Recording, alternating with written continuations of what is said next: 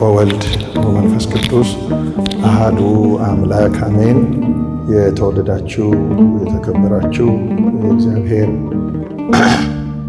ቤተ መቅደስ አገልጋዮች፣ መምህራን፣ ካህናት አባቶቻችን የእግዚአብሔር ቸርነትና መግቦት ሽታችሁ በተከታታይ የምንማረውን የቅድስት ቤተክርስቲያናችንን ቅዱስ ታሪክ ለመማር ጊዜ ዋጋ ከፍላችሁ በዚህ ቤተ መቅደስ የተገኛችሁ ኦርቶዶክሳውያን ምእመናንና ምእመናት ሁላችሁ በክርስቶስ ሰላም እላችኋለሁ። እንደምን ሰነበታችሁ? እንደምን ዋላችሁ? እንደምን አረፈዳችሁ? አሜን። አምላካችን እግዚአብሔር ኃጢአት ከሚሰራበት ዓለም፣ ጣዖት ከሚመለክበት ዓለም፣ የሰው ልጅ ደም በግፍ ከሚፈስበት ዓለም፣ ረፍት ካጣንበት ዓለም ቅዱሳን መላእክት ለምስጋና ወደሚወጡበት ወደሚወርዱበት ሰማያዊ በረከትን ወደምናገኝበት የሰላምን ወንጌል ወደምንጫማበት ወደ ረፍት ቦታችን ወደ ቅድስት ቤተክርስቲያን የመራን የሰበሰበን የአባቶቻችን የቅዱሳን አምላክ የኛም አምላክ ልዑል እግዚአብሔር ስሙ ለዘላለም የተመሰገነ ይሁን። የሰው ልጆች ሁሉ መዳንና ነፃነት በማህፀኗ የተጻፈባት አማላጃችን እናታችን ቅድስት ድንግል ማርያምን ጣዕሟን በአንደበታችን ፍቅሯን በልባችን ልዑል አምላካችን እግዚአብሔር ይሳልብን። ዛሬ በሰፊው የምንመለከተው በተለይ ሐዋርያትን ሕይወት ነው። ሐዋርያት አባቶቻችን እንዴትና ከየት እንደተመረጡ እና ከዚያ በኋላ አገልግሎታቸው እንዴት እንደቀጠለና የመጀመሪያው የቤተክርስቲያን መከራ እንዴት እንደጀመረ ጊዜያችንን ወስነን መጥነን ለማየት እንሞክራለን። እንደምናውቀው የቤተክርስቲያን ታሪክ ደጋግመን እንዳነሳ ነው በተለይ የቤተክርስቲያን ጉልህ ታሪክ በሰው ልጆች ሕይወት ውስጥ የሚጀምረው በስላሴ ልብ የታሰበችው ቤተክርስቲያን በክርስቶስ ከተገለጠች በኋላ በሰው ልጆች ሕይወት ውስጥ ጉልህ ታሪክ ሆኖ የሚታይ የቤተክርስቲያን ታሪክ የጀመረው በረደተ መንፈስ ቅዱስ ነው። መንፈስ ቅዱስ ሲወርድ እመቤታችን ቅድስት ድንግል ማርያምን መካከላቸው አድርገው 12ቱ ሐዋርያት 72ቱ አርድእትና 36ቱ ቅዱሳት አንስት እነዚህ 120 ቤተሰቦች በአንድ ቤት ውስጥ ተሰብስበው መንፈስ ቅዱስ በእሳት አምሳል እንደወረደላቸውና በእያንዳንዳቸው ውስጥ የተከፋፈሉ ልሳን እንደታዩአቸው ባለፈው ሳምንት አይተናል። እና ለመጀመሪያ ጊዜ የአይሁድን የፋሲካ በዓል ለማክበር የመጡ ከተለያየ ዓለም የመጡ ዕብራውያን ናቸው፣ አይሁድ ናቸው። ግን ቋንቋውን መናገር የማይችሉ አይሁድ እነሱ በሚኖሩበትና ባደጉበት ቋንቋ በማስተማራቸው ምክንያት በአንድ ቀን ስብከት የቅዱስ ጴጥሮስ ስብከት 3000 ያህል ምዕመናን በ120 ላይ ተጨምረው ክርስቶስ የዘራት ዘር በተስፋ መብቀል የጀመረችበት ዕለት ነው፣ የመንፈስ ቅዱስ ዕለት። ከዚያ በኋላ በቅዱስ እስጢፋኖስ ብርታት ደግሞ ወደ 5000 የሚያህሉ ክርስቲያኖች ጨምረው 8000 ማህበረ ምዕመናን በኢየሩሳሌም የተመሰረቱበት ማለት ነው።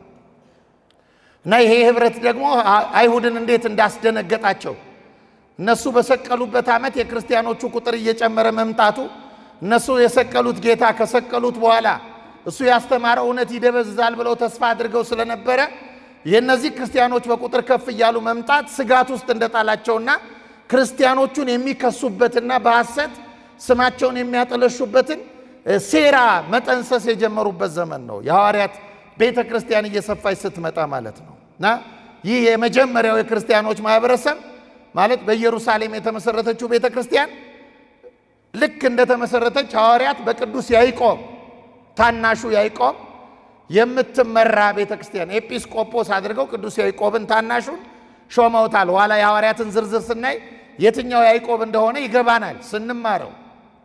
እና ይሄ ህብረት በኋላ ደግሞ ከሰባቱ ዲያቆናት መካከል ቁጥራቸው እየጨመረ ሲመጣ አይሁድ አንዱ የተጠቀሙበት እርስ በርሳቸው እንዲጋጩም ጭምር ነው።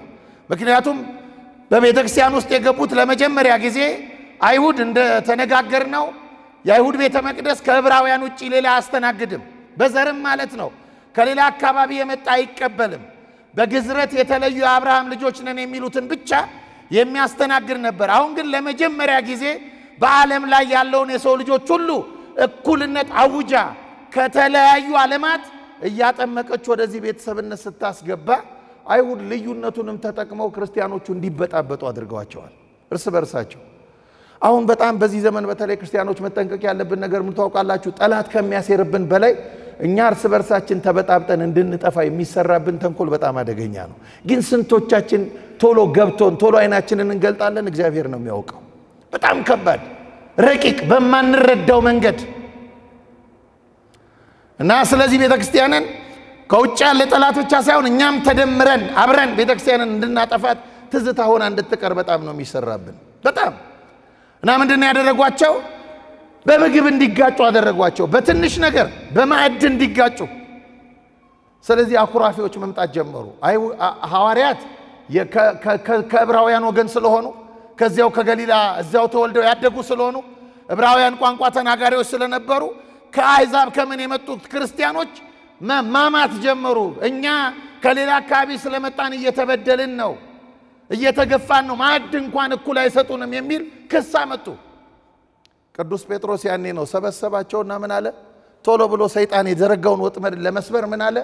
እኛ እናንተን ማዕድ እንድናገለግል እግዚአብሔር በእናንተ ላይ አልሾመንም። በእናንተ ላይ የሾመን እግዚአብሔር ቃል እግዚአብሔር እንድናካፍላችሁ ነው።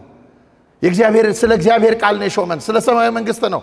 ስለዚህ ይሄ ክስ እንዳይመጣ አለ ከእናንተ መካከል የተመሰከረላቸው የወይን ጠጅ ባፋቸው የማይገባ መድሎ የማያውቁ በንጽህናቸው የተመሰከረላቸው ጥሩ የሆኑ 7 ወጣቶችን ምረጡልኝ ብሎ ቅዱስ ጴጥሮስ 7 ወጣቶች ተመረጡ። እነዚህን በዲቁና ሾማቸው ማዕድ እንዲያገለግሉ። ልክ ዛሬ በቤተክርስቲያን እንደሚራዱት ዲያቆናት ማለት ነው። እንደሚራዱት ዲያቆናት እነዚህን ዲያቆናት ሾማቸው። ከነዚህ ዲያቆናት መካከል አንዱ ቅዱስ እስጢፋኖስ ነው። የተመረጠ ነው። በጉርምርምታ የተመረጠ ነበር። ግን እግዚአብሔር እንዴት ያከበረው አባት እንደሆነ ወጣት እንደነበረ መጽሐፍ ቅዱስን ስናነብ በጣም ያስደንቀናል። ስለዚህ በዚህ ከ7ቱ ዲያቆናት በዚህ ምክንያት ከተመረጡት ከ7ቱ ዲያቆናት አንዱ የሆነው በቅዱስ እስጢፋኖስ ብርቱ አገልግሎት የክርስትናው ቁጥር በቅዱስ ጴጥሮስ 3000 መጥቶ ነበር። በቅዱስ እስጢፋኖስ አማካኝነት 5000 ጨመረ፣ 8000 አደገ ማለት ነው ይሄ ክርስቲያኖች ቁጥር። ስለዚህ ይሄ ቁጥር ሲያድግ የአይሁድና የቄሳር ተቃውሞ በዚህ ቅዱስ ህብረት ላይ ጀመረ ማለት ነው። ተቃውሞ ጀመረ። አያችሁ ገና ከመጀመሪያው ዘመን ጀምሮ ነው ሰይጣን ተቃዋሚዎችን በቤተክርስቲያን ላይ ያስነሳው። ለዚህ ነው በመግቢያችን አካባቢ ሳስተምራችሁ እንደሰማችሁት የቤተክርስቲያንን ታሪክ የሚያውቅ ሰው ቤተክርስቲያን የሚገጥማትን መከራ እንደ አዲስ አይመለከትም። ይልቁኑ ለመከራዋ በሚመጥን መንገድ የተዘጋጀ ማንነት ይኖረዋል። ሲያውቅ ሲረዳው ማለት ነው። እና ይሄ ቅዱስ ህብረት ላይ አይሁዳውያን እና ቄሳር የቤተ መንግስቱ ሰዎች እና በፖለቲካ ዓለም ያሉ ሰዎች ከዚያ ከመጀመሪያው ጀምሮ ነው የሚታገሏት ቤተክርስቲያንን። ለምን ነው የሚታገሏት? የህይወታችን እንቅፋት ትሆናለች ብሎ ስለሚያስቡ። የኛ የተቀበልነው ያመንለት የምንኖርለት የምንሞትለት ዓላማችን ተቃዋሚ ትሆናለች ብለው ገና ስለሚፈሩ ፍርሃት ስላለባቸው ተቃውሟቸውና ሴራቸው ከዚያ ጀምሮ ነው። እንግዲህ አንድ ቅዱስ ጌታችን ኢየሱስ ክርስቶስን ለማግኘት ነው እንደምታውቁት ሄሮድስ 144000 ህፃናት ያስፈጀው 144000 በዚያ መካከል ድንገት ክርስቶስን ካገኘሁት ብሎ ወተትና ልብስ ሰጣለሁ ብሎ አታሎ የድሆችን እናቶች ህፃናት ከክንዳቸው ላይ የተቀበለ በሰይፍ የቀላቸው ክርስቶስን ለማግኘት። ዛሬም እንደዚህ ነው። ቤተክርስቲያንን ለማግኘት አገልጋዮቿን ማጥቃት፣ ቤተክርስቲያንን ለማግኘት በተለያየ መንገድ እንዲህ አይነት ፈተናዎች አሉ፣ ይኖራሉ። እስከ ዕለተ ምጽአት የሚቀጥሉ ናቸው። የምናቆማቸው አይደለም። እየበረታን እያደግን ከፈተናው በላይ የሆነን የምንቋቋማቸው ናቸው እንጂ የምናቆማቸው አይደሉም። እነዚህ ፈተናዎች ሊቆሙ አይችሉም። ቤተክርስቲያን በዚህ ምድር ላይ እስካለች ድረስ ትፈተናለች። አንድ አባት መግቢያ ላይ የተናገርኩት ይመስለኛል፣ እንደው ደግሜ ላስታውሳችሁ ዛሬ። አንድ አባት ጌታችን መድኃኒታችን ኢየሱስ ክርስቶስን በቤተልሔም በረት ሲወለድ አየና ስለ ቤተክርስቲያን ሲናገር ቤተክርስቲያንን ይላል በድንግል ማርያም ጫጉላ ቤትነት ቤተክርስቲያንን ክርስቶስ ተዋሃዳትና አካሉ አደረጋት፣ ሙሽራው አደረጋት፣ እርሱም ራስ ሆነላት ይላል። ያን ጊዜ ቤተክርስቲያን አብራው ተወለደች እና አንድ ቀን አንድ ጥያቄ ጠየቀችው። አካልህ ካደረከኝ አንተም ራስ ከሆንክልኝ በምትነግስበት አንግሰኝ ብላ ጠየቀችው ይላል። ያን ጊዜ ለያዕቆብና ለዮሐንስ የከለከለውን ንግስና ለቤተክርስቲያን ፈቀደላት ይላል። ያዕቆብና ዮሐንስ እናታቸው ማርያም የጠየቀችውን ታስታውሳላችሁ አይደለ? አንድ ልጄን በቀኝ አንድ ልጄን በግራ ሹምልኝ። የጌታ መልስ ምን ነበረ? እናንተ የምትለምኑትን የማታውቁ እኔ ከምጠጣው ጽዋ ያዕቆብም ዮሐንስም መጠጣት አይችሉም ምክንያቱም የሱ ንግስና መስቀል ላይ ነው ያንን መስቀል አይቀበሉትም ከልክሎ ነበር ለቤተክርስቲያን ግን ፈቀደላት እውነት ነው አካሉ ናት ሊፈቀደላት ይገባል አብራው ልትወጣ ይገባል ወደ መስቀሉ ለቤተክርስቲያን ፈቀደላት ስለተፈቀደላት አብራው ተከትላ ወጣች አለ መስቀል ላይ ከወጣች በኋላ መስቀል ላይ አብራው ተቸነከረች አለ ሲቸነከር ከዚያ ነፍሱን ከስጋው በፈቃዱ አሳልፎ በሰጠ ጊዜ ዮሴፍና ኒቆዲሞስ ጌታችንን ከመስቀል አወረዱት አለ ለምን በሚታይ በሚዳሰስ ስጋ ስለተገለጠ ቤተክርስቲያን ግን ረቂቅ ሆና ወጣለችና አላዩአትምና አላወረዷትም እንደተሰቀለች ቀርታለች አለ ስለዚህ በጉ ዳግመኛ እስኪመጣ ድረስ መስቀል ላይ ትቆያለች አለ አያችሁ ምን ላይ ትቆያለች መስቀል ላይ እንደተቸነከረች ይሄን መስቀል ያስተናገረች ትቆያለች ማን ነው የሚያወርዳት ከመስቀሉ ክርስቶስ የኛን ቤተክርስቲያን ከመስቀል የሚያወርድልን ባለስልጣን የለም የኛን ቤተክርስቲያን ከመስቀል የሚያወርድልን ፍጡር የለም የኛን ቤተክርስቲያን ከመስቀል የሚያወርድልን ምድራዊ ጠቢብ የለም ይህችን ቤተክርስቲያን ከመስቀል የሚያወርዳት አክብሮ ወደ መንግስቱ የሚያስገባት ክርስቶስ አምላካችን ነው ለዚህ ነው ቤተክርስቲያን ሁሉ ጊዜ ማራናታ ጌታ ሆይ ቶሎ ና ምትል የሚያወርዳት እሱ ብቻ ስለሆነ ስለዚህ ተመልከቱ ይሄ ቅዱስ ህብረት እያደገ ሲመጣ ሴራ መጠንሰስ ጀመሩ አይሁድ የሚገርመው ደግሞ እነ ቅዱስ እስጢፋኖስ በጥባት በድፍረት በመንፈሳዊ ድፍረት በሸንጎ ሳይቀር ማስተማር ጀመሩ እነሱ ሊያጠፏቸው ሴራ ይሰራሉ እነሱ ደግሞ በአጥፊዎቻቸው ፊት ሸንጎቻቸው እየተገኙ እውነትን ይመሰክሩ ጀመር የቅዱስ መጽሐፍ ቅዱሱ ምን ይላል የሐዋርያት ሥራ ምዕራፍ 6 ቁጥር 8 ስታነቡ እስጢፋኖስ የእግዚአብሔር ጸጋና ኃይል የመላበት ሰው ነበረ ይላል አያችሁ የዚህ ጸጋ ኃይል ስለዚህ ፍርሃት አልነበረው እና በህዝቡ መካከል ኃይል ጸጋ አለው በህዝቡ መካከል ታላላቅ ገቢረ ተአምራትን ይፈጽም ነበር ቅዱስ እስጢፋኖስ እንደውም አንድ ጠንቋይ በጣም ያስቸግረው ነበር ቅዱስ እስጢፋኖስን እና ይሄ ጠንቋይ በጣም ስለሚያስቸግረው ኒቆላውስ የተባለ ጠንቋይ አንድ ቀን ምን አደረገ በተአምር ጠንቋዩ በሬውን ለሁለት ሰነጠቀው ቅዱስ እስጢፋኖስ አስተምሮ የሰበሰባቸውን ክርስቲያኖች ሊበትንበት ያኔ ደግሞ አብዛኞቹ ይመጡ የነበረው ተአምር እየተመለከቱ ስለነበረ ተአምሩን አይተው ወደ እስጢፋኖስ የመጡት በሬ ባይናቸው ሲሰነጠቅ አይተው ስለማያውቁ ልክ በሬው ለሁለት ሲሰነጠቅ አይ ከእስጢፋኖስ ኒቆላውስ ይሻለናል የሚሉ መጡ ካመኑት መካከል ያኔ ቅዱስ እስጢፋኖስ ምን አደረገ ይሄ የተሰነጠቀው ኒቆላውስ የሰነጠቀውን በሬ ለሁለት ተመልሶ ወደ ቀደመ ህልውናው እንዲመለስ አደረገና አፍ እንደ ሰው አውጥቶ ሂድና ኒቆላውስ ጠንቋዩ ኒቆላውስ ሆይ እስጢፋኖስ ና ይልሃል ብለ ጥራው ብሎ በእስጢፋኖስ ፊት አፉን ከፍቶ ጠንቋዩ ኒቆላውስ ብሎ በሬው እንዲጠራው አደረገ ይሄን ተአምራትም ሲመለከቱ ክርስቲያኖች ይመጡ እንዲህ ባለ ተአምርም የበረታ ነበር እስጢፋኖስ ያደገ ነበር ድንቅ ነገሮችን ይሰራ ነበር ስለዚህ በዚህ ምክንያት ከአይሁድ ተከራካሪዎች ተነሱበት በጠንቋይ ያላቆም ሲሉ ተአምር በሚያደርጉ አላጠፋ ሲሉ አሁን ደግሞ ተከራካሪዎች አነሱበት እርሱም ይከራከራቸዋል ልዩነቱ ግን ምንድነው የቅዱስ እስጢፋኖስ ክርክር በጥበብና በመንፈስ ቅዱስ የታገዘ ነበር የነሱ ደግሞ ሴራ ነው ተንኮል ነው ስለዚህ በጥበብ ይከራከራቸው ነበር በዚህ ምክንያት ቅዱስ እስጢፋኖስን ሐሰተኛ ምስክር አዘጋጁበት የሐሰት ምስክር የሐዋርያት ሥራ ምዕራፍ 6 ስታነቡ የሐሰት ምስክር ከሽማግሌዎች ሳይቀር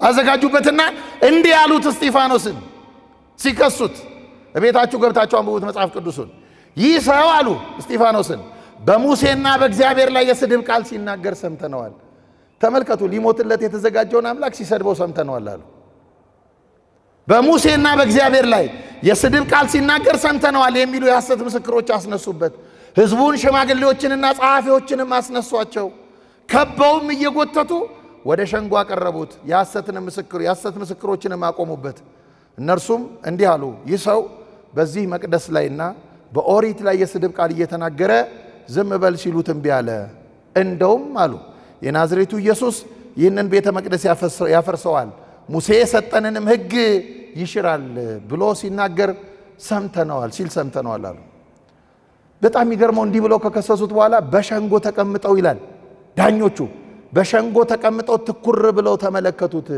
ትኩር ብለው ሲያዩት እስጢፋኖስን ፊቱንም እንደ እግዚአብሔር መልአክ ፊት ሆኖ አዩት ይላል አይገርማችሁ እንደ እግዚአብሔር መልአክ ፊት ትኩር ብለው ሲያዩት አዩት እስጢፋኖስ ምስክርነት መስጠት ጀመረ ክሳቸውን ከቁብ አልቆጠረውም ያላደረገው ስለሆነ ክሱን ተወውና በራሳቸው መጽሐፍ ተበቀላቸው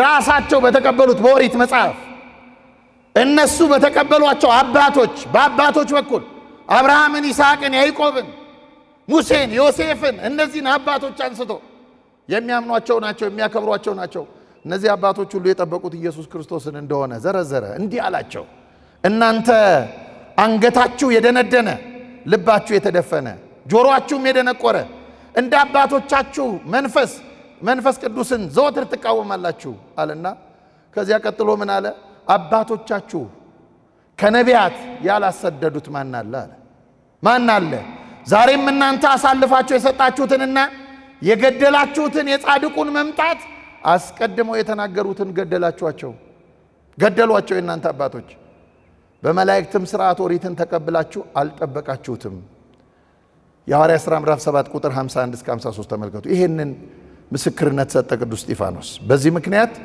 እስጢፋኖስ ላይ ተበሳጩበት ስለዚህ በድንጋይ እንዲወገር ፈረዱበት የእስጢፋኖስ በድንጋይ መወገር ይሄ ነው ምክንያቱ ይህ ምስክርነቱ ነው ለድንጋይ መወገር ያበቃው ኦሪቱ የሚናገረው ስለ መሲሁ ነው ስለ ኢየሱስ ክርስቶስ ነው ሊያድነን የተገለጠ አምላክ ነው እናንተ መድኃኒትነቱን አምላክነቱን አልተቀበላችሁም አባቶቻችሁ ይሄንን ጠብቀው ነው ያለፉት ይሄንን ሲነግራቸው እነሱ ግን በድንጋይ እንዲወገር ፈረዱበት ይህም በመስማታቸው ይላል መጽሐፍ ቅዱሱ ተበሳጩ ይላል ተበሳጩ እንዴት የሰቀልነውን አምላክ ነው ብሎ ይናገርለታል ብለው አያችሁ ተበሳጩ በዚህ በቅዱስ እስጢፋኖስ በድንጋይ መወገር ምክንያት የቤተ ክርስቲያን የመከራ በሩ ተከፈተ በክርስቶስ የጀመረው የአካሉ ፈተና መከራ በሩ ተከፈተ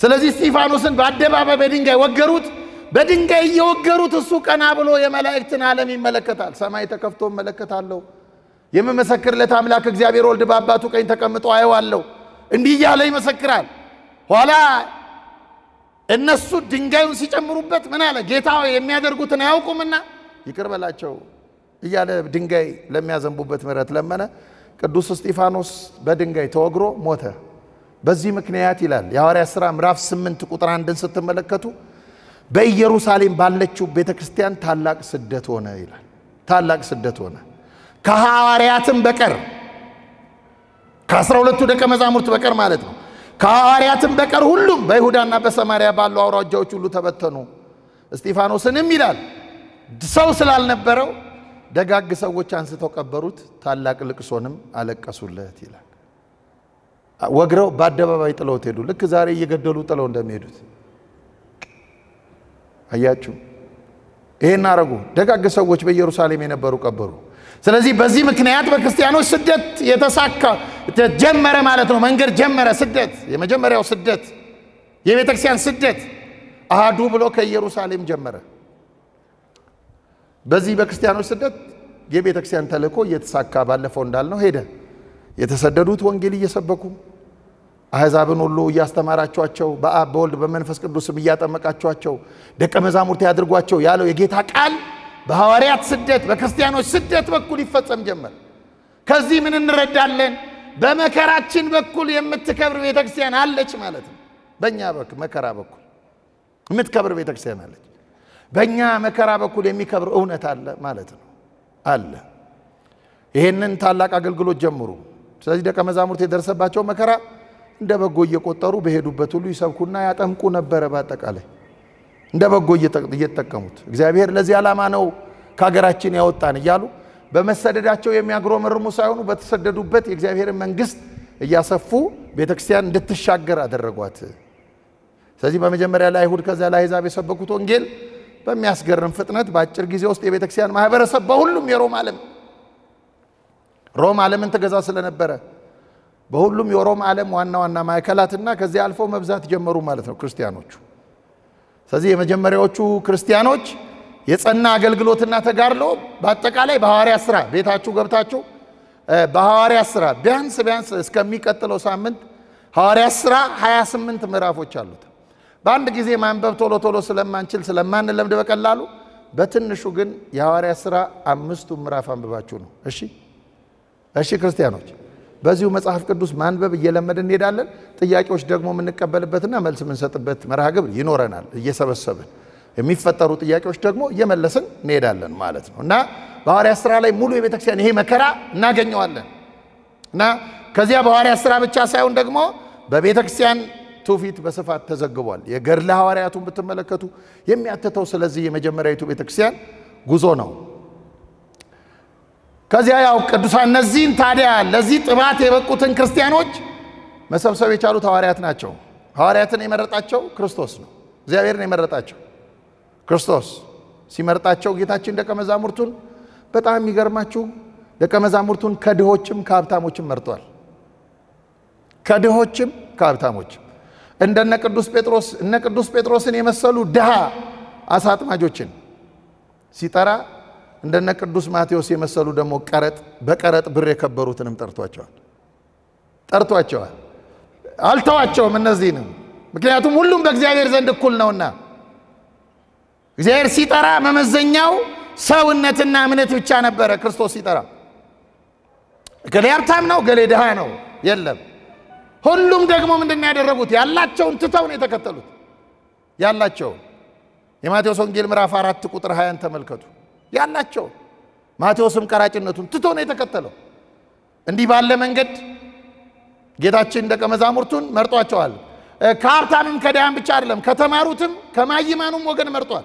ያልተማሩትንም ዮሐንስንና ያዕቆብን ጌታ የጠራቸው ከአባታቸው ጋር አሳ ሲያጠምዱ ነው። ሌላ ትምህርት አልነበራቸውም፣ የላቸውም። ያን ታላቁን ዮሐንስን ቅዱስ ዮሐንስን ነባቤ መለኮት ተብሎ የሚጠራውን ወደ ላይ እንደ ንስር ወጥቶ በመጀመሪያ ቃል ነበር ብሎ ነገር እግዚአብሔርን ከላይ ጀምሮ የነገረን ታላቁን አባት ቅዱስ ዮሐንስን በትምህርት አይደለም የጠራው። አሳ አጥማጅ ነበር፣ አልተማረም ነበር። ያስተማረው ያሰለጠነው ክርስቶስ ነው። ጠርቷል። ሌላ ትምህርት አልነበራቸውም። ነገር ግን ደግሞ ባለመማራቸው አልናቃቸውም።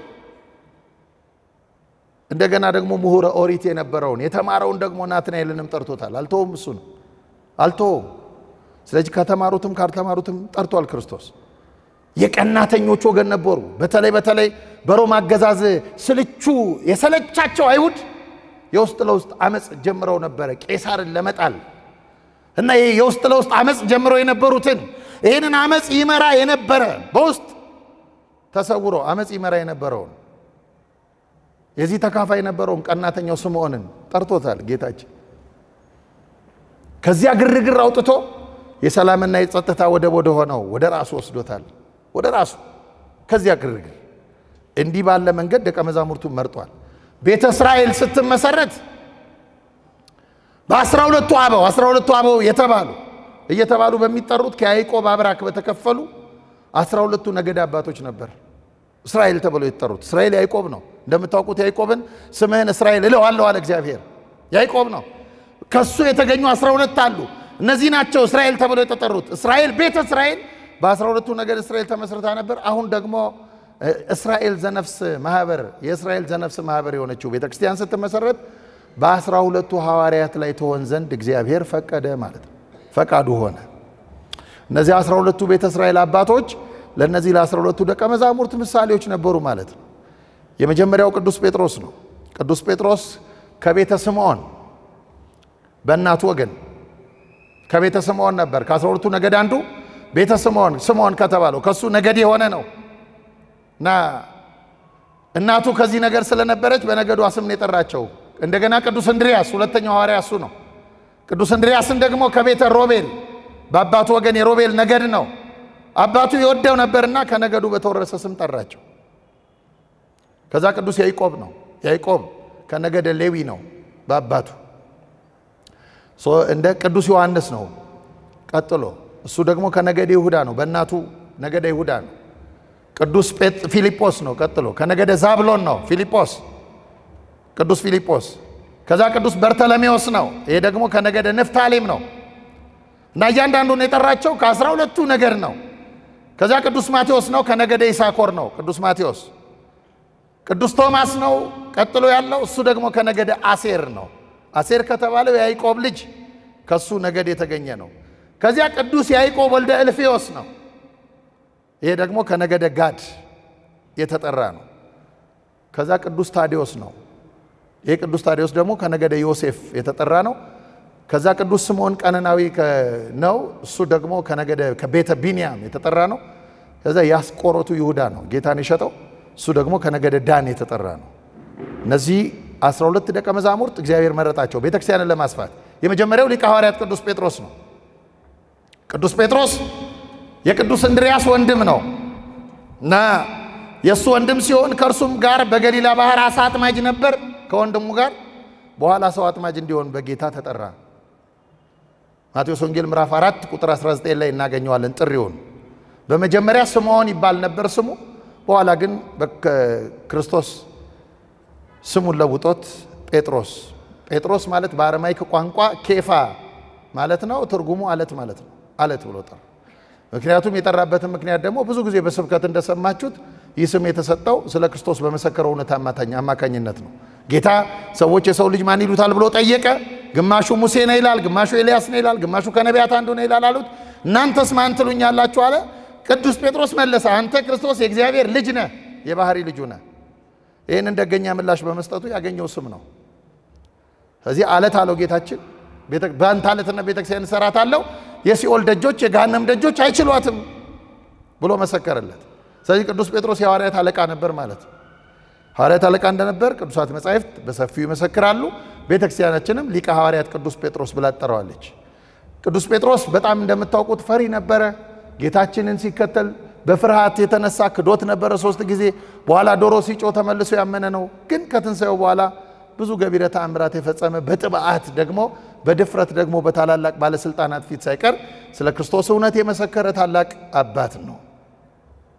ይሄንን በሐዋርያት ሥራ ተጽፎ እናነባለን። የቅዱስ ጴጥሮስን ታሪክ በመጽሐፍ ቅዱስ ውስጥ 2 መልእክታት አሉት። ቅዱስ ጴጥሮስ 2 መልእክታት አሉት። አንደኛ ጴጥሮስና ሁለተኛ ጴጥሮስ የሚባሉ እነዚህ 2 መልእክታት የጻፈልን ታላቅ አባት ነው። በቤተክርስቲያናችን ትውፊት እንደምናነበው ያረፈው በሰማዕትነት ነው። በ67 ዓመተ ምህረት ነው በሮማ አደባባይ ቁልቁል በመሰቀል በሰማዕትነት ምድራዊ ሕይወቱ አብቅቷል። 67 ሐምሌ 5 ቀን በ67 ዓመተ ምህረት እና በራሱ ፈቃድ እንደ ጌታዬ በስቅላት ከሆነ የፈረዳችሁብኝ እንደ ጌታዬ እንደዚህ ወደ ላይ አድርጋችሁ እንዳሰቅሉኝ ደሱ አልመጥንም፣ ጭንቅላቴን ወደ ታች አድርጋችሁ ቁልቁል ስቀሉኝ ብሎ ስለ ክርስቶስና ስለ ቤተክርስቲያን እውነት ቁልቁል የተሰቀለ አባት ነው። በዚህ መንገድ ሰማዕትነት የተቀበለ ነው እና ሐምሌ 5 ቀን ቤተክርስቲያናችን በዓሉን ከቅዱስ ጳውሎስ ጋር ታከብርለታለች። ሁለተኛው ቅዱስ እንድርያስ ነው። ይሄ ደግሞ የቤተ ሳይዳ ወይም የገሊላ አሳ አጥማጅ ነው። የቅዱስ ጴጥሮስ ወንድም ነው። ቅድም እንዳልኳችሁ ክርስቶስ መጀመሪያ ከጠራቸው ሐዋርያት መካከል አንዱ ነው። የዮሐንስ ወንጌል ምዕራፍ 1 ቁጥር 37 እናገኛለን። ጴጥሮስ የተባለውን ወንድሙን ስምዖንን ወደ እርሱ አመጣው። በአካያ ደግሞ በሰማዕትነት አርፏል። ይህም አባት እንደዚሁ ሰማዕትነት ተቀብሎ ያለፈ አባት ነው። አብዛኞቹ ሐዋርያት በሽምግልና ያረፈው አንድ አባት ብቻ ነው። ከሐዋርያት መካከል አንድ ብቻ፣ ሌሎቹ በሙሉ በሰማዕትነት ያረፉ ናቸው በሙሉ። ቀጥሎ ያለው ቅዱስ ያዕቆብ ወልደ ዘብዴዎስ ነው። ያዕቆብ ወልደ ዘብዴዎስ። ይህን ያዕቆብ ወልደ ዘብዴዎስን ምስራቃውያን ኦርቶዶክሳውያን አባቶች ከታናሹ ያዕቆብ ለመለየት 2 ናቸው። ያዕቆብ በሐዋርያት መካከል ከታናሹ ያዕቆብ ለመለየት አረጋዊው ያዕቆብ ብለው ይጠሩታል። አረጋዊ ያዕቆብ ብለው ይጠሩታል። የማቴዎስ ወንጌል ምዕራፍ 10 ቁጥር 2 ላይ ስሙን እናገኘዋለን፣ ጥሪውንም እናገኛለን። የዮሐንስ ወልደ ነጎድጓድ ታላቅ ወንድም ነው። የቅዱስ ዮሐንስ ወንጌላዊ ወንድሙ ነው እና የዘብዴዎስ ልጆች ናቸው። አሳ አጥማጆች ነበሩ። ይህ ቅዱስ ያዕቆብና ወንድሙ አብረው ከቅዱስ ጴጥሮስ ጋር የተጠሩ ናቸው። እንዲሁም ከቅዱስ ጴጥሮስ ጋር በጌታ እጅግ የተወደዱ እንደነበሩ መጽሐፍ ቅዱስ ይነግረናል። አባቶቻችን ቅዱስ ያዕቆብ ከሌሎቹ ሐዋርያት ዕድሜው ትልቅ ስለነበር ይላሉ፣ አረጋዊ ስለነበረ ብዙ አልተዘዋወረም ለወንጌል ወደ ሌላ ዓለም እና በዛው በኢየሩሳሌም አካባቢ ነው ብለው ኢትዮጵያውያን ሊቃውንት ይህን ብለዋል። አንዳንድ ደግሞ ትውፊቶች ደግሞ የምስራቃውያን ትውፊቶች እንደሚያሳዩት በዚህ በአውሮፓ ስፔን አካባቢ ከሰበከ በኋላ በኢየሩሳሌም በንጉስ አግሪጳ በሰይፍ አንገቱ እንዲቆረጥ ተደርጓል። ከስጢፋኖስ ቀጥሎ በኢየሩሳሌም ሁለተኛ ሰማዕትነትን የተቀበለው ቅዱስ ያዕቆብ ነው። የሐዋርያት ሥራ ምዕራፍ 12 ቁጥር 1 ተመልከቱ። ቄሳር አይሁድን ለማስደሰት ሲል ያዕቆብን በሰይፍ ቀላው። ደስታቸውን አይቶ ፋሲካቸው ከመክበሩ በፊት ጴጥሮስንም ሊደግመው ነበር። በዚሁ ምዕራፍ ታነቡታላችሁ። ምዕራፍ 12 ላይ ጴጥሮስንም እስር ቤት አስገብቶ ሊደግመው ነበረ። መልአኩ ከእስር ቤት ከወታደሮች መካከል ይዞት ወጥቶ አገልግሎቱን ስላልጨረሰ ወደ ቤተክርስቲያን እንዲቀላቀል አድርጎታል። እና ቅዱስ ያዕቆብ አግሪጳ በተባለ ንጉስ አማካኝነት በሰይፍ ያረፈ ነው። በዓለ ዕረፍቱን ቤተክርስቲያናችን ሚያዝያ 17 ቀን ታከብርለታለች። በምስራቅ ኦርቶዶክስ ቤተክርስቲያን ደግሞ ሚያዝያ 30 ቀን ይከበራል። ያው እንደምታውቁት የ10 ቀን ልዩነት መሃላችን ስላለ ማለት እንጂ ምስራቃውያኑም ከኛ ጋራ በተመሳሳይ ሁኔታ እነዚህን አባቶቻችንን ሐዋርያትን ያከብሯቸዋል። እኛ ብቻ አይደለንም የምናከብራቸው ማለት ነው። ስለዚህ ቅዱሳንን ማክበር በሌሎች ምስራቃውያንም የሚታወቅ እውነት ነው፣ የተኖረ እውነት ነው። እሱንም በዚያው የምንረዳው ነው ማለት ነው። ቀጥሎ ያለው ቅዱስ ዮሐንስ ወንጌላዊ ነው። ቅዱስ ዮሐንስ ወንጌላዊ ነባቤ መለኮት ወይም ታኦሎጎስ ተብሎ የሚጠራው የተሰየመው የዘብዴዎስ ልጅና የቅዱስ ያዕቆብ አረጋዊ ወንድም ነው። በቅዱሳት መጻሕፍት ኢየሱስ ይወደው የነበረና በመጨረሻው ራት እንደውም ጌታችን መድኃኒታችን ኢየሱስ ክርስቶስ ወደ ደረቱ ያስጠጋው ይላል መጽሐፍ። ወደ ደረቱ ያስጠጋው አባት ነው። ራሱም ስለ ጌታ ስለ ራሱ ሲናገር በሶስተኛ መደብ ጌታ ይወደው የነበረ ደቀ መዝሙር ብሎ ጠርቷል። እስከ መስቀሉም አልተለየም። እንደምታውቁት ቅዱስ ጴጥሮስ እንኳን ፈርቶ ክዶ ሲሸሽ መስቀሉ ድረስ የነበረ ታላቅ ሐዋርያ ነው ቅዱስ ዮሐንስ ወንጌላዊ። ጌታ በተሰቀለ ጊዜ ድንግል ማርያምን ባደራ የተቀበለ ነው። የዮሐንስ ወንጌል ምዕራፍ 19 ቁጥር 25 እናገኛለን። ቤታችን ቤቷም ክርስቶስ ስለነበረ ዛሬም ቤተ መቅደስ የተሰጠችበት ቀን ነው። እንደምታውቁት የኖረችው በቤተ መቅደስ ነው። ከዛ የተቀበላት ክርስቶስ ነው። ከዚያ በኋላ የኖረችው ከክርስቶስ ጋር ነው። ከዚያ ክርስቶስ ሲሰቀል የኖረችው ከሐዋርያት ጋር ነው እና ከቅዱስ ዮሐንስ ወንጌላዊ ነው። ማደሪያዋ ከእርሱ ጋር ነው የሆነው ማለት ነው። ቅዱስ ዮሐንስ ወንጌላዊ በሐዋርያ አገልግሎት በጣም ትልቅ ቦታ የነበረው ሐዋርያ ነው። ቅዱስ ጳውሎስ እንደገለጸው ከጴጥሮስና ከያዕቆብ ጋር በመሆን የኢየሩሳሌም ቤተክርስቲያን ምሰሶ ብሎ ይጠራቸዋል ቅዱስ ያዕቆብ። ገላትያ መልእክት ምዕራፍ 2 ቁጥር 9። አሁን ልብ በሉ ቅዱሳንን ማክበር በሐዋርያት ሕይወት ውስጥም እንደነበር እንረዳለን። ቅዱስ ጳውሎስ ራሱ እነዚህን ደቀ መዛሙርት የቤተክርስቲያን ምሰሶ ብሎ ጠርቷቸዋል፣ አክብሯቸዋል። ገላትያ ምዕራፍ 2 ቁጥር 9 ላይ እንደ ቤተክርስቲያን ትውፊት እርሱ ከሐዋርያት ሞት የመጨረሻው ነበር፣ ተሰወረ። በሕይወተ ሥጋ እያለ ጥር 4 ቀን የተሰወረ አባት ነው ብላ ኢትዮጵያ ቤተክርስቲያን ይሄን ትቀበላለች። በ100 ዓመተ ምህረት አካባቢ 100 ዓመተ ምህረት ማለት ጌታ ካረገ ከ60 ዓመት በኋላ ማለት ነው። ከ65 ዓመት በኋላ ወደ ፍጥሞ የምትባል ደሴት አግዘውት በግዞት እንዲቀመጥ ከሰው ተለይቶ አድርገውት በዚያ ግዞት ሆኖ ራእየ ዮሐንስን ጽፏል። እግዚአብሔር ምድራውያን ነገስታት እዚያ እንዲጋስ ያደርጉት እግዚአብሔር ሰማይን ከፍቶ የሰማዩን መንግስት አሳይቶት ስለ መንግስተ ሰማያት ስለምንወርሳት ዓለም ስለ ምስጋናው ስለ ቅዱሳን አኗኗር እነዚህን ራእየ ዮሐንስ ተመልክቶ ፍጥሞ ደሴት ታስሮ ራእየ ዮሐንስን የጻፈልን አባት ነው። እነዚህ አባቶቻችን ታስረው ተግዘው ተርበው ሁልጊዜ እግዚአብሔርና መንግስቱን ካሰቡ እኛም በረሃብ እግዚአብሔርን እያመለኩ መኖር ቤተክርስቲያን መኖር እንዴት እንደሚቻል የሚያስተምሩን አባቶቻችን ናቸው። በረከታቸው በሁላችን ይደርብን። ዮሐንስ ወንጌልን የጻፈው እሱ ነው። ሶስቱ መልእክታት አሉት ቅዱስ ዮሐንስ ወንጌላዊ። መልእክተ ዮሐንስ ማለት ነው። የዮሐንስ መልእክት የመጀመሪያይቱ፣ ሁለተኛይቱ፣ ሶስተኛይቱ እንደገና የዮሐንስ ወንጌል አለ 4። ከዚያ ደግሞ ራእየ ዮሐንስ አለ 5 መጽሐፍ በሱ ስም የተጻፉ ናቸው። የጻፋቸውም ራሱ ቅዱስ ዮሐንስ ነው። የተሰወረበት ዕለት ጥር 4 ቀን ነው። በምስራቃውያኑ ደግሞ ምስራቅ ኦርቶዶክሳውያን ደግሞ እንደነ ሩሲያ እንደነ ግሪክ ያሉት ደግሞ መስከረም 26 ግንቦት 6 እና መስከረም 26 2 ቀን ያከብሩታል ቅዱስ ዮሐንስ ወንጌላዊ። ከዚያ ቀጥሎ ያለው ቅዱስ ፊልጶስ ነው።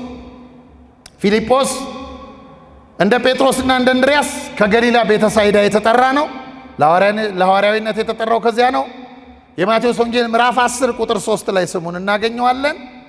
እንዲህ ይላል በነገውም ይላል ዮሐንስ ወንጌል ምዕራፍ 1ን ስናነብ ኢየሱስ ወደ ገሊላ ሊወጣ ወደደ ፊልጶስንም አገኘና ተከተለኝ አለው ፊልጶስም ከእንድርያስና ከጴጥሮስ ከተማ ከቤተ ሳይዳ ነበረ ተከተለኝ አለው ከዚያ ጠራው ይሄ ነው ፊልጶስ ከተጠራ በኋላ ናትናኤልንም የጠራው እሱ ና ሙሴ በሕግ ነቢያት በትንቢታቸው የጻፉለትን የናዝሬቱን ኢየሱስን አግኝተነዋል ና ብሎ ናትናኤልንም ጥሪ ያደረገለት እሱ ነው ይህ አባት ሐዋርያዊ ሀገረ ስብከቱ በአፍሪካ ነው በምስራቃዊው ትውፊት ደግሞ በፍርጊያ እንዳገለገለና በዚያ በሰማዕትነት እንዳረፈ ተጽፏል የካቲት 20 ቀን ቤተክርስቲያን በዓሉን ታከብራለች በምስራቃዊው ደግሞ ህዳር 14 ቀን ይከበራል ቅዱስ ፊልጶስ ከዚያ ቅዱስ በርተለሜዎስ ነው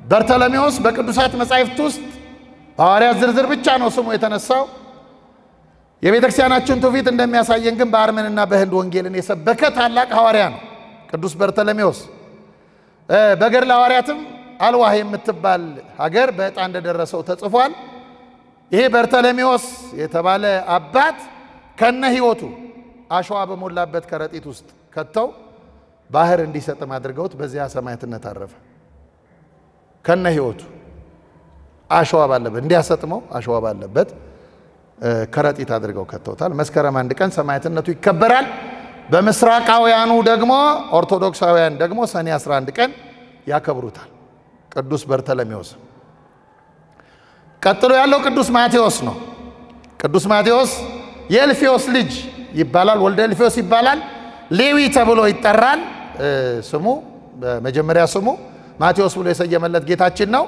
የተጠራው ከቀራጭነት ነው ቀረጥ ሰብሳቢ ነበረ የማቴዎስን ወንጌል የጻፈው እርሱ ነው የጻፈላቸው ለራሳቸው ለዕብራውያን ነው እሱም ዕብራዊ ነው ይህ አባት ቅዱስ ማቴዎስ በፋርስ ፍልስጤም ባቢሎን ከዛ ደግሞ ኢትዮጵያ ሀገራችንም ጭምር እና አረቢያ እነዚህ ዞሮ ወንጌል እንዳስተማረ የቤተክርስቲያናችን ትውፊት ያስረዳል አንዳንድ የኛ ኢትዮጵያ ሊቃውንት ማቴዎስ ወደ ኢትዮጵያ አልመጣም ባኮስ ነው ኢትዮጵያ ያስተማረው ራሱ ለወገኖቹ ሐዋርያ ሆነ ብለው ይናገራሉ ዞሮ ግን ታሪክ ስለሆነ መጥቶ ቢያስተምረንም የሐዋርያት ኪደተ እግር የረገጣት ሀገር ናት ብለን በጸጋ መክበራችንን የምናሳይበት ስለሆነ የሚያጣላ አይደለም ይህ ቅዱስ ማቴዎስ ጥቅምት 12 ቀን በትሪያ በመተባል ሀገር አንገቱን በሰይፍ ተቆርጦ በሰማዕትነት አርፏል ሌሎቹ ኦርቶዶክሳውያን ደግሞ ህዳር 16 ቀን ያከብሩታል ቅዱስ ማቴዎስን እኛ ጥቅምት 12 እናከብረዋለን ኢትዮጵያውያን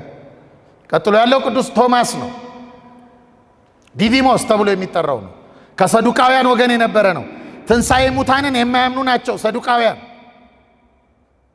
ከዚያ የተጠራ ነው በቅዱስ ዮሐንስ ወንጌል ውስጥ ብዙ ጊዜ ተጠቅሷል በጣም ቶማስ ተጠራጣሪ ብቻም አልነበረም በኋላ ግን ሲያምን ደግሞ ፍቅሩ በጣም የጸና ነው የቅዱስ ቶማስ ሰማዕትነቱም የሚያሳዝን ነው የሰማዕትነቱ ህይወት ራሱ እና መጀመሪያ ተጠራጥሯል ጌታን ካልዳሰስኩት አላምንም ብሏል ከታሰሰ በኋላ ጌታ አምላኬ ብሎ መስክሯል እንዲህ ብሎ ከመሰከረ በኋላ የጸና ነው በተለይ ጌታችን እንደውም መድኃኒታችን ኢየሱስ ክርስቶስ አልዓዛር በሞተ ጊዜ ማርታና ማርያም ለቅሶ ሲቀመጡ አልዓዛርን ሄደን እንቀስቅሰው ሲል ጌታ ሐዋርያት አንድ ነገር ብለውት ነበር ዮሐንስ ወንጌል ምዕራፍ 11 ቁጥር 16 ስታነቡት አይሁድ ይገድሉሃልና ቅር ብለውት ነበር አትሂድ በቃ ለአልዓዛር እዚሁ አልቅስለት ብለውት ነበር እርሱ ግን ይሄ ታላቅ አባት ቶማስ ግን ምን አለ አይ አለ እንሂድና አብረን እንሙት በማለት ቅዱስ ቶማስ ለጌታ ያለውን ፍቅር እንዲህ ባለ መንገድ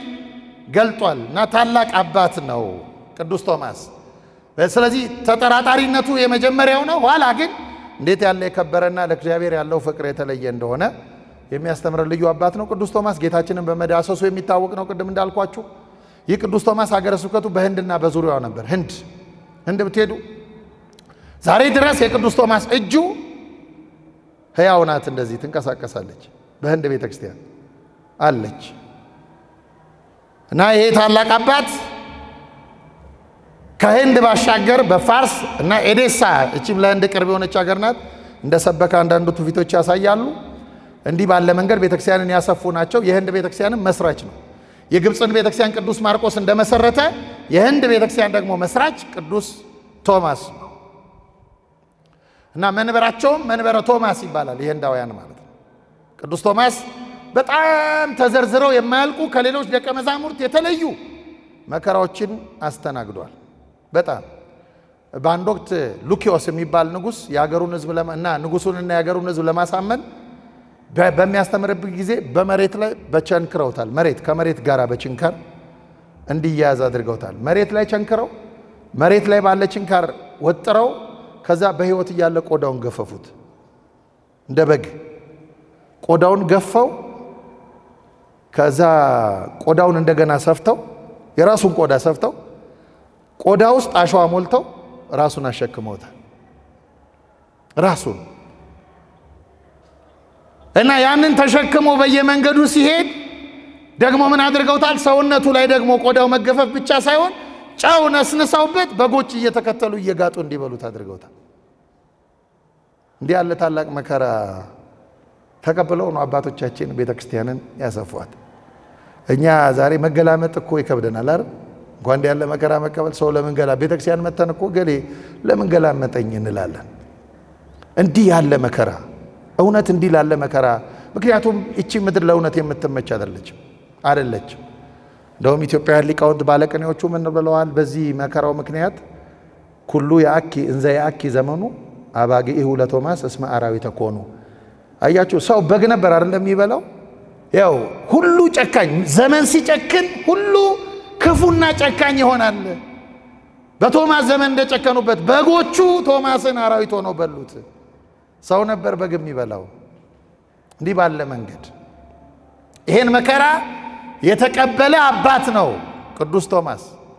ቤተክርስቲያንን ከኢየሩሳሌም ያሻገሯት እንዲህ ያለ መከራ ተቀብለው ነው ማለት ነው። እንዲህ ያለ ተመችቷቸው ቀይ ምንጣፍ ተነጥፎላቸው ዘንባባ ተዘርግቶላቸው የእንኳን ደህና መጣችሁ መልእክት ተላልፎላቸው አይደለም አባቶቻችን ቤተክርስቲያንን ያሰፏት። በጣም የሚገርመው ግን እንዲህ ያለ መከራ አድርሰውበት የንጉሱ የራሱ ሚስት ንጉሱ ይሄን አዋጅ አውጆበት እንዲህ መከራ እንዲቀበል አድርጎት የንጉሱ ሚስት ከፎቅ ወድቃ ሞተች። ከፎቅ ወድቃ ስትሞት በተገፈፈ ቆዳው አዳናት ከሞት። በተገፈፈ ቆዳው በማዳኑ ምክንያት ሁሉም አምነው እንዲጠመቁ ሆነ። ህንድ ለቤተ ክርስቲያን ሆነች ማለት ነው። ጨካኞቹ ሁሉ ተከተሉት እና ይሄ ቅዱስ ሐዋርያ ልክ እንደ ቅዱስ ጳውሎስ ጥበበኛ ነው። አንዳንዴ በፈሊጥ አንዳንዴ ጊዜ በመከራ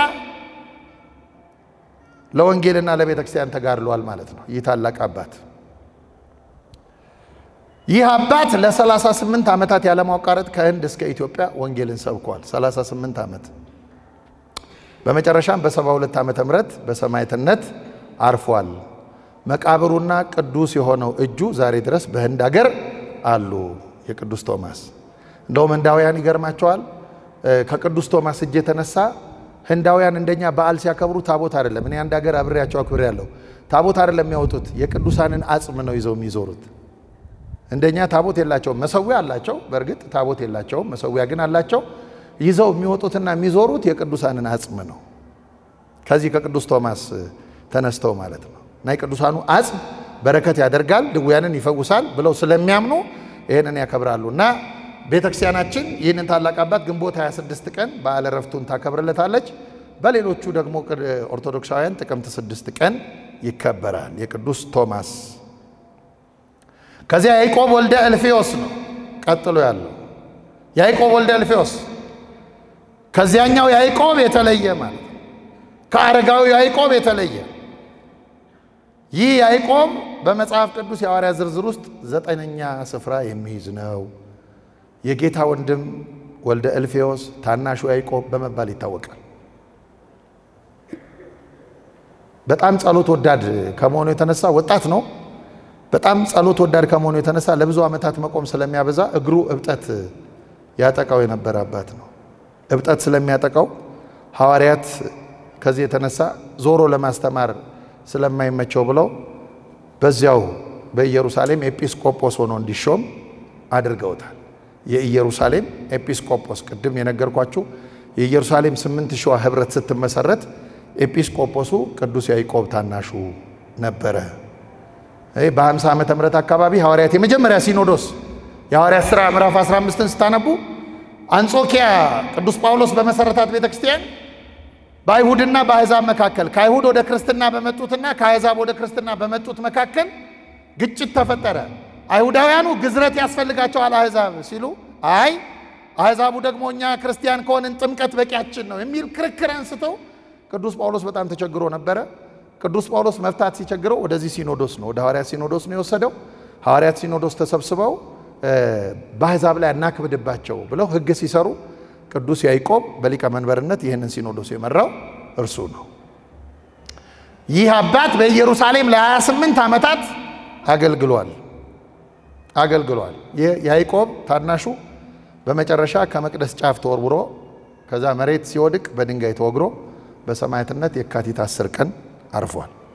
የካቲት 10 ቀን በሌሎች ዘንድ ደግሞ ጥቅምት 9 ቀን ይከበራል በዓሉ። ሰማዕት በሆነበት ዕለት ከመቅደስ ሊወረውሩት ሲዘጋጁ እንዲህ የሚል ቃል ተናግሯል። ሥጋዬን ወርውሩት፣ ነፍሴን ግን ክርስቶስ እጁን ዘርግቶ ይቀበላታል። ነፍሴን አታገኟትም፣ በሥጋ ትሰለጥናላችሁ እንጂ። ጌታም እንደተናገረው በሥጋ የሚገድሏችሁን አትፍሩ እንዳለው ይህንን ታላቅ ቃል ተናግሮ በሰማዕትነት ያረፈ አባት ነው። ከዚያ ቀጥሎ ያለው ቅዱስ ታዲዮስ ነው። ቅዱስ ታዲዮስ ልብዲዮስ ወይም የያዕቆብ ልጅ ይሁዳ እየተባለ ይጠራል። የሉቃስ ወንጌል ምዕራፍ 6 ቁጥር 16 ላይ ስሙን እናገኘዋለን። ይህ አባት በዮሐንስ ወንጌልም አንድ ትልቅ ጥያቄ ጠይቋል። ስለ ጌታ መገለጥ እንዲህ በማለት ጠይቆታል ክርስቶስን። ያስቆሮቱ ያይደለ ይሁዳ ለይቶት ነው። ያስቆሮቱ ያይደለ ይሁዳ። እንደምታውቁት የይሁዳ መልእክት አለ አይደለም? መጽሐፍ ቅዱስ ላይ አለ አይደለም? የይሁዳ መልእክት አለ። ይሄ ያስቆሮቱ ያይደለ ይሁዳ ጌታ ሆይ ለዓለም ሳይሆን ለኛ ልትገለጥ ያለ እንዴት ነው ብሎ ጠየቀው። ከዓለም በተለየ ሁኔታ ለኛ እንዴት ባለ መንገድ ነው የምትገለጥልን ብሎ ጠየቀው። ኢየሱስም መለሰ፣ የሚወደኝ ቢኖር ቃሌን ይጠብቃል፣ አባቴ የሚወደዋል፣ ወደ እርሱም እንመጣለን፣ በእርሱም ዘንድ መኖሪያ እናደርጋለን። የዮሐንስ ወንጌል ምዕራፍ 14 ቁጥር 22። ይህን ጥያቄ መጠየቁ ከክርስቶስ እንዲህ ያለ ታላቅ መልስ ያገኘ አባት ነው ቅዱስ ታዲዮስ። ሀገረ ስብከቱ ሶሪያና አካባቢዋ ነው። ሶሪያ እንደምታውቁት የቅዱስ ኤፍሬምን ያፈራች ሀገር ናት። ትልቅ ሀገር ናት። በጣም ትልልቅ አባቶችን ማፍራት የቻለች ሀገር ናት። ቅዱስ ይሄ ታዲዮስ ያስተማረባት አካባቢ ናት። ሐምሌ 2 ቀን በሰማዕትነት አርፏል። በሌሎች ዘንድ ደግሞ ሰኔ 19 ቀን ይከበራል። በገድለ ሐዋርያት በደንብ ትማሯቸዋላችሁ እነዚህን ትምህርቶች። ከዚያ ቀጥሎ ያለው ስምዖን ነው። ስምዖን ነው ሌላው ሐዋርያ። ይህ ደግሞ ናትናኤል ተብሎ የተጠራው ነው። በቤተ ክርስቲያናችን ትውፊት ከቅዱሳን ሐዋርያት መካከል በጣም ዘግይቶ ሰማዕትነት የተቀበለ ነው። እንደውም ከሌሎች መጨረሻ ነው ይላሉ አባቶቻችን።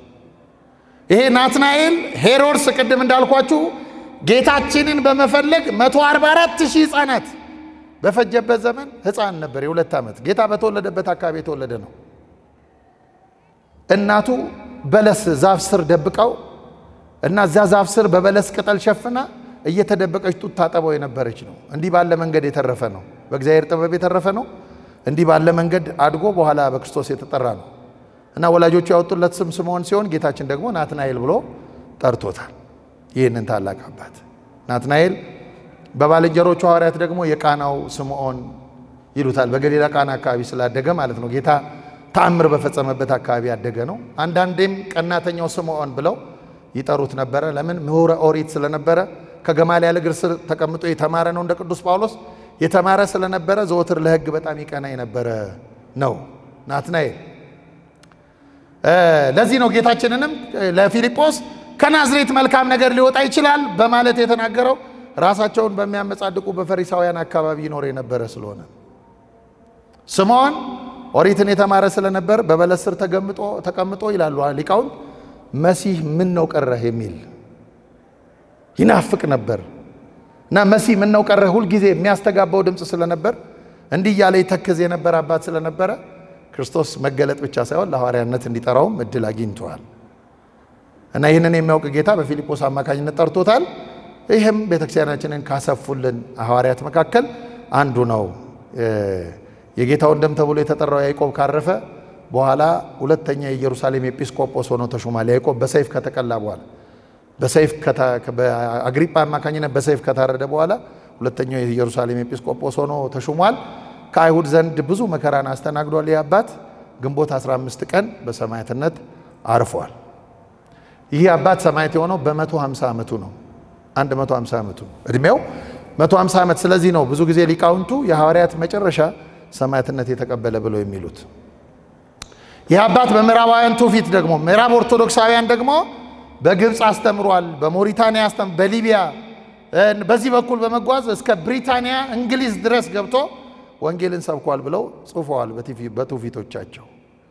የኛ ቤተክርስቲያን ትውፊት ደግሞ በኢየሩሳሌምና አካባቢው አገልግሎ እንዳረፈ ይነግረናል። በሌሎች ዘንድ ደግሞ የአባት ግንቦት 10 ቀን የሚከበር ነው በዓሉ ማለት ነው። ቀጥሎ ያለው ቅዱስ ማቲያስ ነው። ማቲያስ ነው ሐዋርያው ማቲያስ ጌታን በሸጠው ይሁዳ ምትክ የተሾመ ነው። ከ12ቱ አርድእት መካከል የነበረ ነው።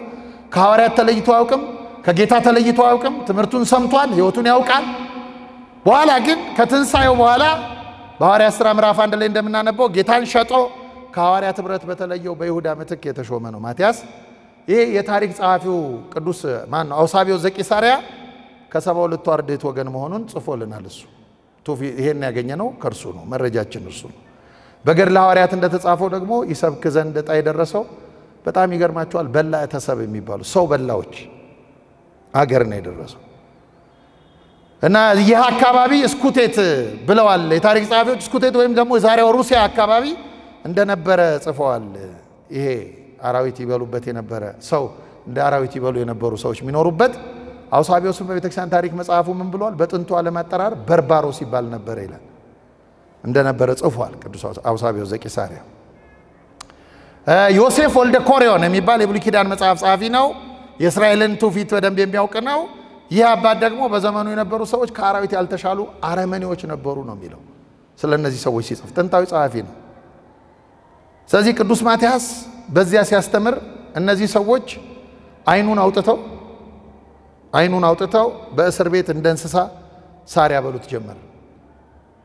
ለምንድን ነው ይህን የሚያደርጉት? ሰውን ከመብላታቸው በፊት አይኑን ያወጡና 40 ቀን ያህል ሳር ማብላት ልማዳቸው ስለነበር በግ ነው ብለው እንዲያስቡ ማለት ነው።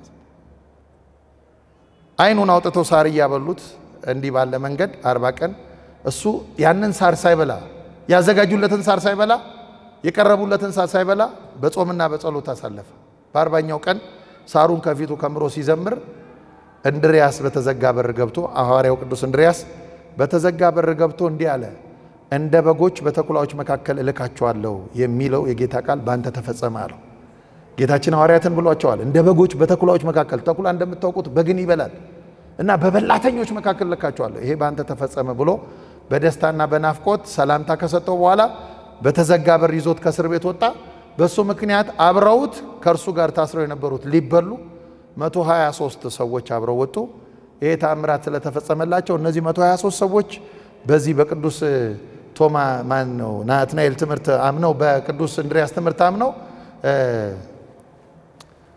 ወደ ክርስትናው እንዲቀላቀሉ ሆነ። ይህን ተአምር ያዩ የሀገሬው ሰዎችም በትምህርቱ አምነው ተጠመቁ። ለዚህም ሰዎች በመጽሐፍ ጽፎ እንደሰጣቸው ለነዚህም ሰዎች መጽሐፍ ጽፎ እንደሰጣቸው የሚመሩበት መጽሐፍ ጽፎ እንደሰጣቸው ቀሌምንጦስ ዘእስክንድርያ የተባለ የቤተክርስቲያን ሊቅ ጽፏል።